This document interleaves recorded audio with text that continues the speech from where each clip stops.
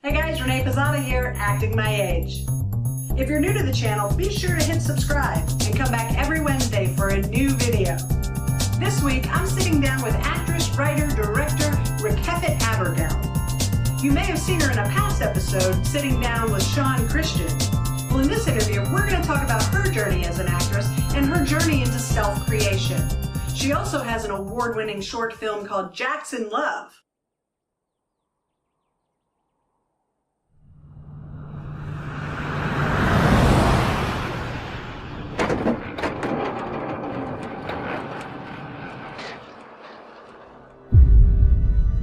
Can you hear me?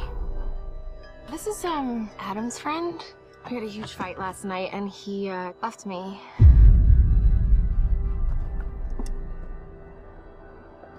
Stop the car! Oh, come on! It's gonna be dark soon. You out here all alone? Yeah. Why?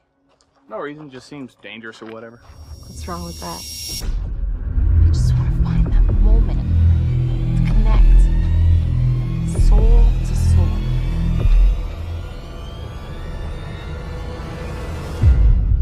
Do you ever think about that moment right before you die? I don't want to worry.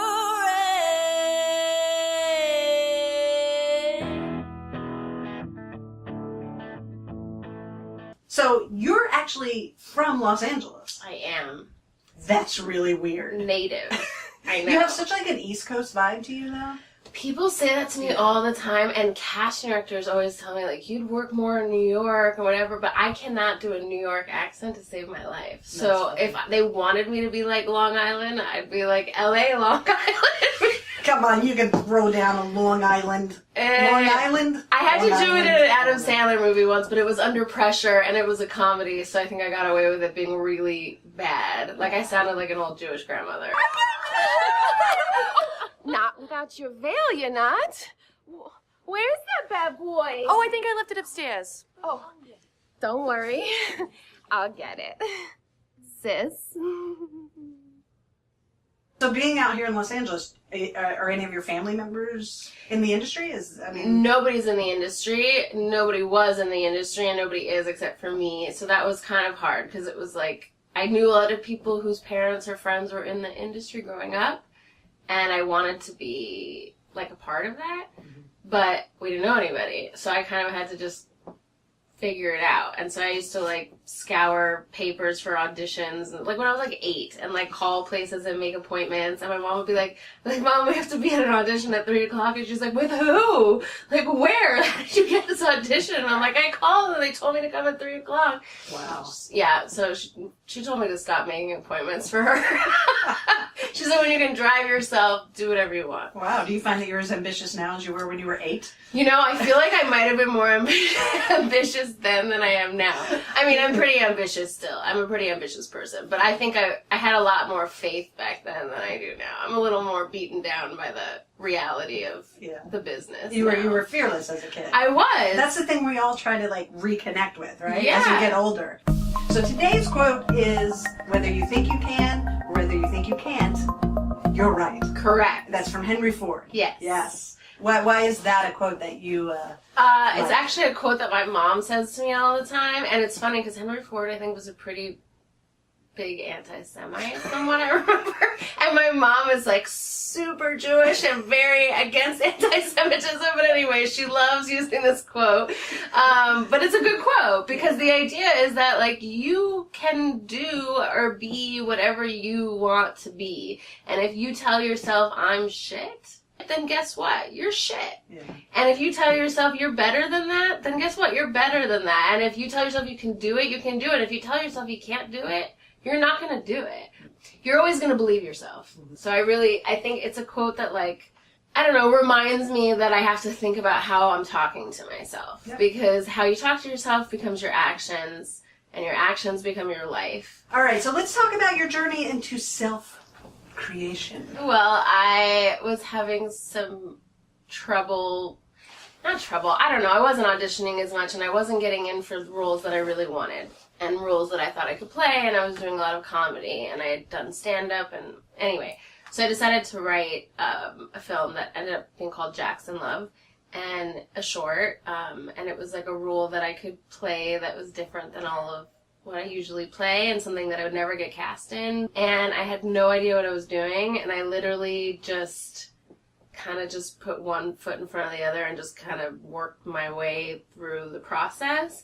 And it ended up being really successful, and it went to, like, I don't know, 50-something festivals. You've got a lot of laurels on your poster. My goal was, like, I've never made my own movie, right? So I was like, I'm going to put all the laurels I get on this poster. And I honestly didn't think would be many.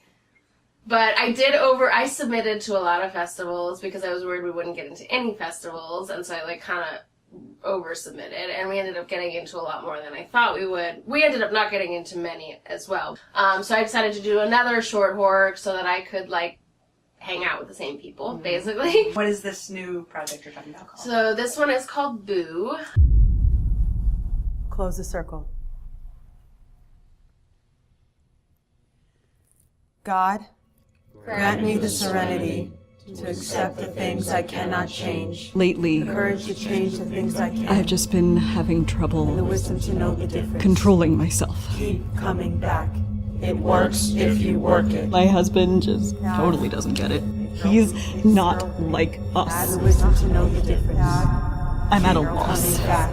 It works if you work it. I feel like if something doesn't give soon, I'm gonna do something I'll regret.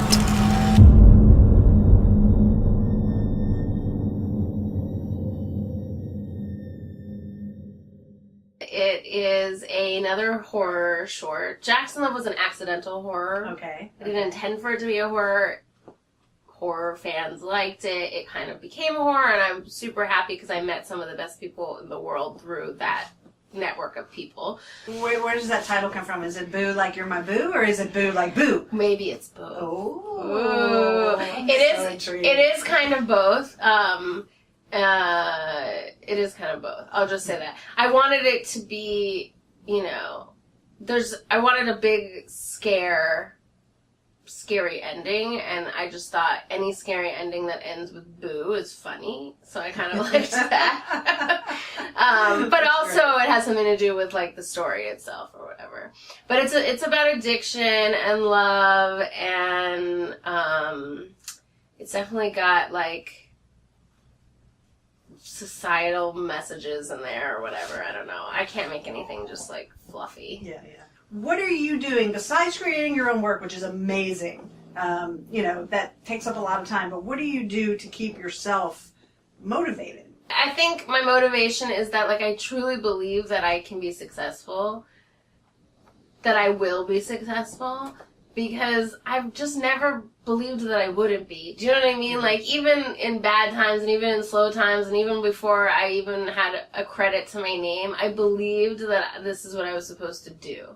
So I truly believe that, and like the quote says, like, if you think you can, you're right. And so I'm going to tell myself that I can so that I will be right, because I need to be right, because something good needs to happen. But also it's motivating also, like, I know Facebook is silly and people make fun of me or whatever, but Facebook to me is actually really motivating. And I know to some people it's the opposite, but seeing all my friends who are filmmakers or actors or whatever booking jobs or making movies or going to festivals or getting awards or is incredibly motivating to me, because I'm like, if they can do it, I can do it. And and we can all be, like, just creating stuff that means something in the world, you know what I mean, instead of just waiting for the phone to ring or just auditioning for a living or sure, it's super hard, but, like, did I ever think I'd make my own movie? Like, never in a million bazillion years. And if I make 2, I will be incredibly proud of myself. So, now I just need to write a feature film, which is a whole nother mountain I want to get over. But, yeah, so, I don't know. How do you keep motivated? You believe that you can. Otherwise, the second you believe that you can't, you're right. I don't need to be famous. I just want to do what I love and get paid and not have to do anything else. Yeah. I just want to get paid. No survival job. No. Like, that's it. That's how I'll know I made it. When I can do nothing else. So is that your idea of success? My idea of success is doing what I love and and getting paid to do it and not having to do anything else. And also, I'll know that I've made it when I can go get on a plane whenever I want at any time to go anywhere I want for no reason. First class. Oh, Yeah. So money. It sounds like money is a little bit of a Money would be motivator. nice. I've never had any. I don't even know what it looks like. If you like the video you just saw, give a thumbs up and leave a comment. And please subscribe and come back every Wednesday for a new video. I'm Renee Pizzata, acting my age. Wow, there's something going by right now that's like I vibrating feel the it. chairs. That's nice. Is that a perk? Yes. I do that for Full all the female service. guests. And some of the male guests.